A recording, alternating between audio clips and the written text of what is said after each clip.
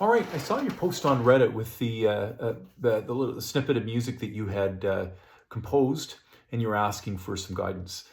So first of all, I want to say congrats on having come up with that. My guess is you were noodling at the keyboard, you were improvising, maybe trying to find something musical, and all of a sudden a little idea tweet. That little, I think there's something to that. And you're right.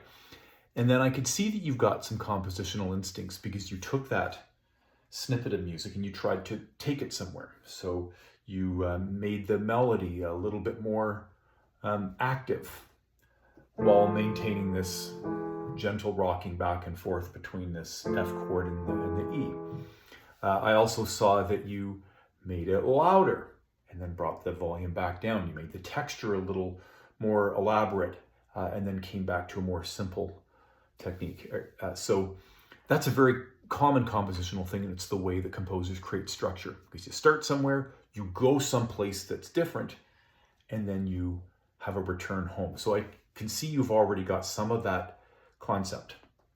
I recognize this because I started improvising when I was younger, and because I wanted to write some pieces. And sometimes I would get a little snippet like that and I'm thinking, ooh, this is good.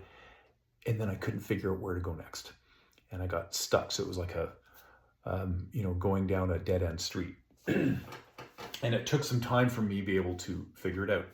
Other times though, with my ear alone, I could figure something out and it was great.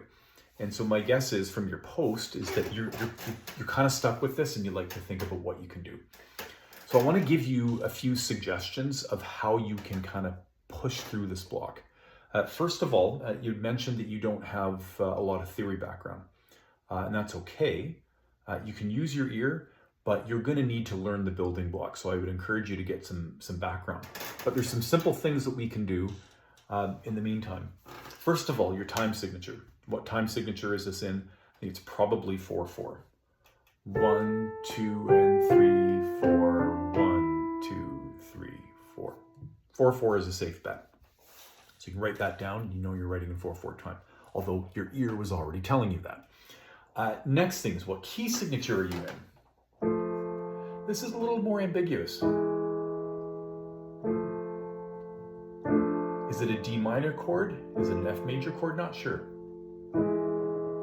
But when I listen to this, and you tell me if your ear agrees with this, I think where this wants to go is here.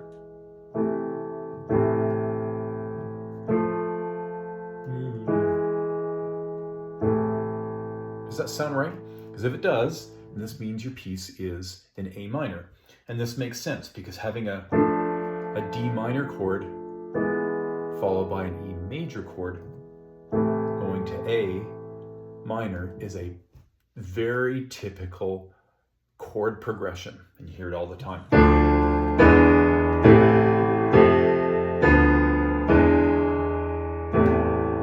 Right? So you may have that going on.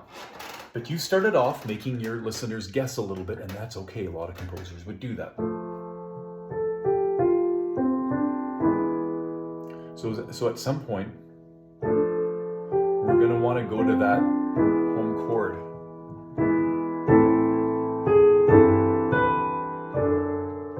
You know, whatever you do next, it's up to you. See, that's just where my ear took me just now. But eventually you want to get to that A minor chord. Another thing that you're going to want to really think about is the melody. And I think that fragment,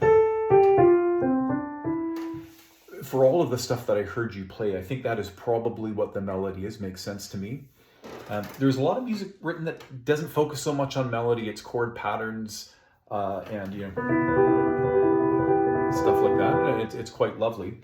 But I would encourage you to think about having a melody and seeing what you can do with this in your piece. One thing that you can do with a melody is you can sequence it. It's a very, very common compositional technique where you take a melodic segment and then you repeat it just lower or higher.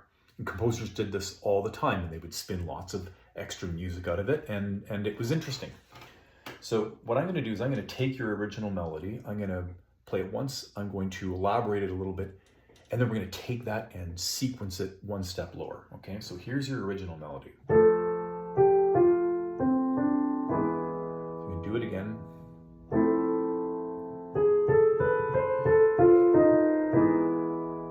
And now here comes the sequence. Oh. Just a...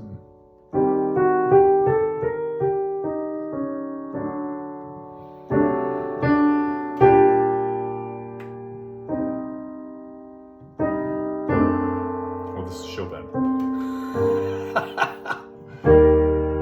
Anyway, I won't go any further. That's where my ear took me. But you can see there's ways that you can, to start to help your music lead somewhere and take your listeners on a journey at the same place. So those are a few ideas. Keep improvising and see what you can do with it. I'd love to see a follow-up on what you've done with your idea. All the best.